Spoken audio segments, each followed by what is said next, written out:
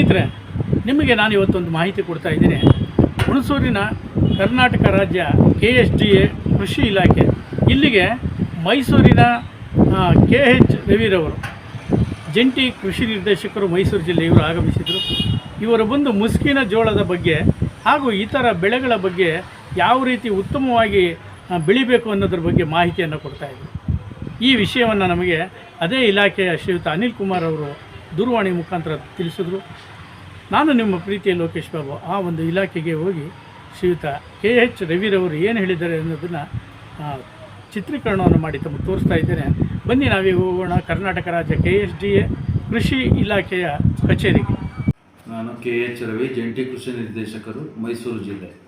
ಈ ದಿನ ಮುಸುಕಿನ ಜೋಳದ ತಳಿ ವಿಜ್ಞಾನಿ ಡಾಕ್ಟರ್ ಮಾದೇವ್ P ಹಾಗೂ ಮುಸುಕಿನ ಜೋಳದ ಸಸ್ಯ ರೋಗ ಶಾಸ್ತ್ರಜ್ಞರಾದಂಥ ಡಾಕ್ಟರ್ ಮಲ್ಲಿಕಾರ್ಜುನರವರ ಜೊತೆ HD ದೇವನಕೋಟೆ, ಸರಗೂರು ಭಾಗ ಹಾಗೂ ಹುಣಸೂರು ಭಾಗಗಳಲ್ಲಿ ಮುಸುಕಿನ ಜೋಳದ ತಾಕುಗಳಿಗೆ ಇವತ್ತು ಭೇಟಿ ನೀಡಿ ಏನು ಈಗಿನ ದಿನಮಾನಗಳಲ್ಲಿ ಬಂದಿರತಕ್ಕಂಥ ಬೂದು ರೋಗ ಅಥವಾ ಕೇದಿಗೆ ರೋಗ ಅಥವಾ ಆಂಗ್ಲ ಭಾಷೆಯಲ್ಲಿ ಡೌನಿ ಮಿಲ್ಡ್ಯೂ ಅಂತ ಕರಿತೀವಿ, ಈ ತಾಕುಗಳಿಗೆ ಭೇಟಿ ನೀಡಿದ್ದೇವೆ. ಇದು ಒಂದು ಶಿಲೀಂಧ್ರ ರೋಗವಾಗಿದ್ದು ಇದು ಗಾಳಿಯಲ್ಲಿ ಮತ್ತು ಮಣ್ಣಿನ ಮೂಲಕ ಇದು ಒಂದರಿಂದ ಒಂದು ತಾಕುಗಳಿಗೆ ಅಥವಾ ಒಂದು ಗಿಡದಿಂದ ಇನ್ನೊಂದು ಗಿಡಕ್ಕೆ ಹರಡುತ್ತೆ.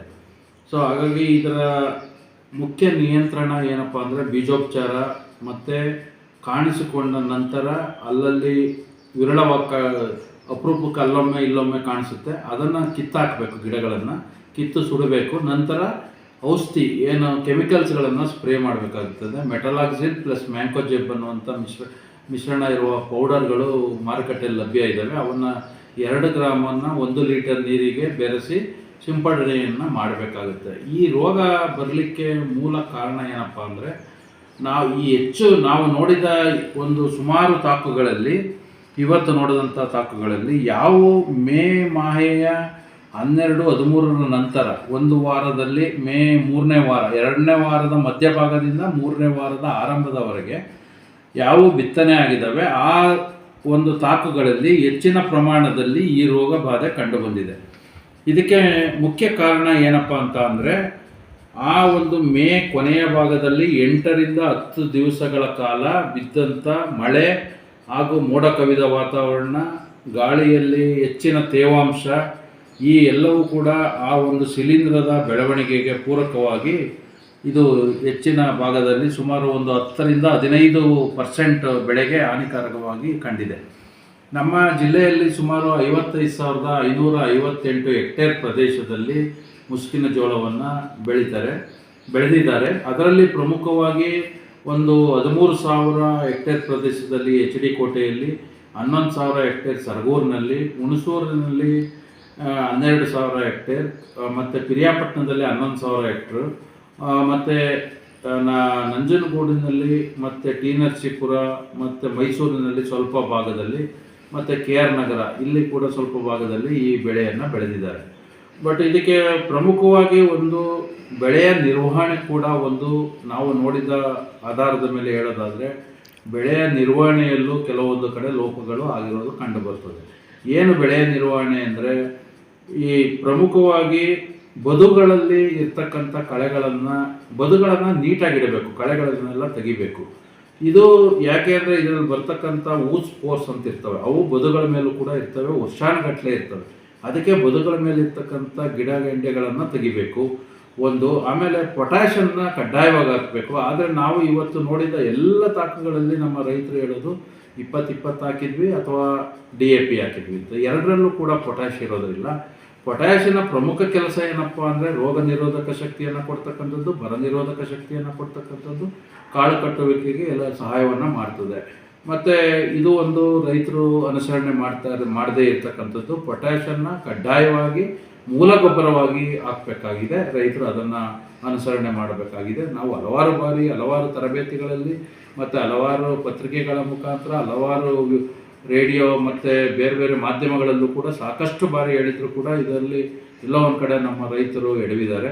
ಅಕ್ಕಪಕ್ಕ ಇರುವಂಥ ತಾಕುಗಳಲ್ಲೇ ಏನು 10-26 ಹಾಕಿರ್ತಕ್ಕಂಥ ಪೊಟ್ಯಾಷಿಯುಕ್ತ ಗೊಬ್ಬರ ಹಾಕಿರುವಂಥ ಒಂದು ತಾಕಿನಲ್ಲಿ ಬೆಳೆ ಸಮೃದ್ಧವಾಗಿದೆ, ಚೆನ್ನಾಗಿ ಬಂದಿದೆ, ಯಾವುದೇ ರೋಗ ಬಾಧೆ ಇಲ್ಲ. ಆದರೆ ಅದರ ಪಕ್ಕದಲ್ಲಿ 20 ಹಾಕಿರ್ತಕ್ಕಂಥ ತಾಕಿನಲ್ಲಿ ಹೆಚ್ಚು ಒಂದು ರೋಗದ ಬಾಧೆ ಕಾಣಿಸ್ಕೊಂಡಿದೆ. ಸೊ ಹಾಗೆ ಎರಡೂ ಒಂದೇ ದಿವಸ ಬಿತ್ತನೆ ಮಾಡಿದ್ದಾರೆ. ಸೊ ಹಾಗಾಗಿ ಈ ಗೊಬ್ಬರಗಳು ರಾಸಾಯನಿಕ ಗೊಬ್ಬರಗಳ ಬಳಕೆ ಕೂಡ ಅತ್ಯವಶ್ಯಕ, ಸರಿಯಾದ ರೀತಿಯಲ್ಲಿ ಬಳಕೆ ಮಾಡ್ತಕ್ಕಂಥದ್ದು. ಏನು ಸಾರಜನಕ, ರಂಜಕ, ಪೊಟ್ಯಾಷ್ ಮೂರನ್ನೂ ಹಾಕಬೇಕಾದದ್ದು ಬಹಳ ಅವಶ್ಯಕವಾಗಿದೆ. ಮತ್ತು ಜಿಂಕ್ ಸಲ್ಫೇಟು ನಮ್ಮ ರೈತ ಸಂಪರ್ಕ ಕೇಂದ್ರಗಳಲ್ಲಿ ಸಹಾಯಧನದಲ್ಲಿ ಸಿಗುತ್ತೆ. 5 kg ಬ್ಯಾಗಿಗೆ 153 ರೂಪಾಯಿ ಅಷ್ಟೇ ಇದೆ. 50% ಸಹಾಯಧನದಲ್ಲಿ ಸಿಗ್ತಾ ಇದೆ. ಅದನ್ನು ಒಂದು ಎಕರೆಗೆ ಅಟ್ಲೀಸ್ಟ್ 6 kg ಹೇಳ್ತೀವಿ, 5 kgನಾದರೂ ಹಾಕಿದ್ರೆ ಅದು ಕೂಡ ರೋಗ ನಿರೋಧಕ ಶಕ್ತಿಯನ್ನು ಕೊಡ್ತದೆ. ಈ ರೀತಿ ಇದಾಗ್ತದೆ, ಬೆಳೆಗಳಿಗೆ ಅನುಕೂಲ ಆಗ್ತದೆ. ನಮ್ಮಲ್ಲಿ ಈ ಸಲ ಹೆಚ್ಚು ಕೂಡ ಈ ಹೋದ ವರ್ಷ ಏನು HD ಕೋಟೆಯಲ್ಲಿ ಬಂದಿದ್ದಂಥ ಹತ್ತಿ ಬೆಳೆ 20,000 ಹೆಕ್ಟರ್ ಇತ್ತು, ಈ ಸಲ 12,000ಕ್ಕೆ ಬಂದಿದೆ. ಈ ಎಲ್ಲ ಏರಿಯಾ ಕೂಡ ಮುಸ್ಕಿನ ಜೋಳಕ್ಕೆ ಪರಿವರ್ತನೆ ಆಗಿದೆ. ಸೊ ಹಾಗಾಗಿ ಮುಸ್ಕಿನ ಜೋಳ ಮತ್ತು ಇನ್ನೊಂದು ಹೇಳೋದೇನೆಂದರೆ ಬೆಳೆ ಪರಿವರ್ತನೆ ಮಾಡಬೇಕು. ಬೆಳೆ ಪರಿವರ್ತನೆ ಆಗದ ಹೊರತು ಮುಸ್ಕಿನ ಜೋಳ ಆದಮೇಲೆ ಮುಸ್ಕಿನ ಜೋಳ ಬೆಳೆಯೋದು, ಇದರಿಂದಲೇ ಅರ್ಧ ರೋಗ ಬಾಧೆ ಹೆಚ್ಚಾಗ್ತಕ್ಕಂಥದ್ದು. ಮುಸ್ಕಿನ ಜೋಳ ಆದಮೇಲೆ ದ್ವಿದಳ ಧಾನ್ಯ ಅಥವಾ ಬೇರೆ ಯಾವುದು ನಿಮಗೆ ಬೆಳೆ ಆಗುತ್ತೋ ಅದನ್ನು ಬೆಳೀರಿ, ಆನಂತರ ಮತ್ತೆ ಮುಸ್ಕಿನ ಜೋಳ ಬೆಳೀರಿ, ಸಮಸ್ಯೆಗಳು ಕಡಿಮೆ ಆಗ್ತವೆ ಅಂತ ಹೇಳಲಿಕ್ಕೆ ಇಷ್ಟಪಡ್ತೀನಿ.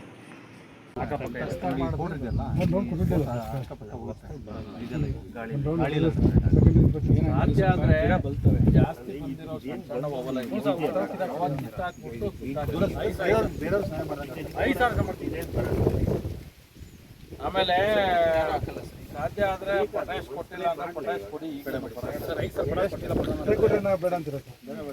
ಸರ್ MOP ಕೊಡೋದ ಸರ್?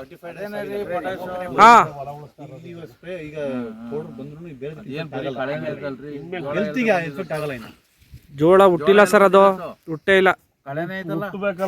ಎಂತದಂದ್ರೆ ಮೇ ತಿಂಗಳಲ್ಲಿ ಹೇಳ್ತೀನಿ ಕೇಳಿ, ಮೇ ತಿಂಗಳಲ್ಲಿ ಕೊನೆಯಲ್ಲಿ 8-10 ದಿವಸ ಮಳೆ ಬಿತ್ತು ಕಂಟಿನ್ಯೂಸ್ ಆಗಿ. ಅವಾಗ ಮಾಡಬಾರ್ದು, ಅಥವಾ ಅವಾಗ ಒಂದು ವಾರ ಮಾಡಿದ್ದವು ಆ ಟೈಮಿಗೆ ಸಿಗಾಕೊಂಡಿದ್ದು ಹಿಂಗಾಯ್ತು.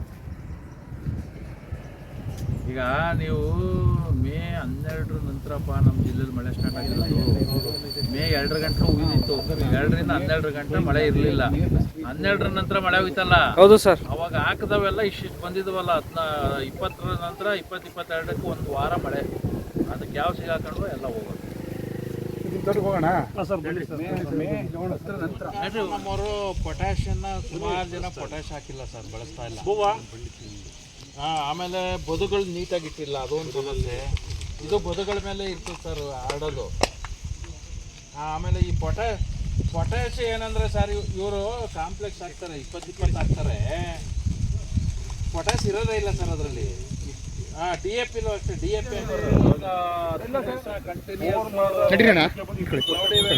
ನಿಂತ್ಕೊಳ್ಳಿ. ಮೋಡ ಕವಿದ ವಾತಾವರಣ ಮತ್ತು ಮಳೆ ಎಲ್ಲ ಜಾಸ್ತಿ ಆದ್ರಿಂದ ಅದು ಇದು ಸಿಲಿಂಡ್ರ ಇದು ಆ್ಯಕ್ಚುಲಿ ಫೈನಲ್ ಬೆಳೆದಿದ್ದು,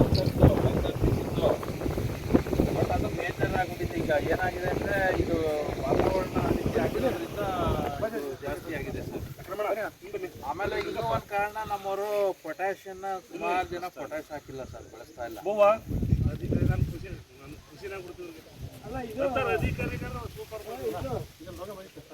ಬಂದಿತ್ತು, ಇವರೇ ಬಂದು ಚಕ್ಕರ್ತ ಔಷಧಿ ಹೊಡಿಯಪ್ಪ ಅಂದ್ಬಿಟ್ಟು ಬರ್ದು ಚೀಟಿ ಮಾಡಿ ವಾಟ್ಸಪ್ ಮಾಡಿದ್ರು ಇವರು. ನೀವು ಫಸ್ಟ್ ಎಲ್ಲ ರೈತರಿಗೂ ಕಳ್ಸಪ್ಪ, ಹೆಲ್ಪ್ ಮಾಡಿದ್ರು. ಇವ್ರು ಬಂದ ಡೆವಲಪ್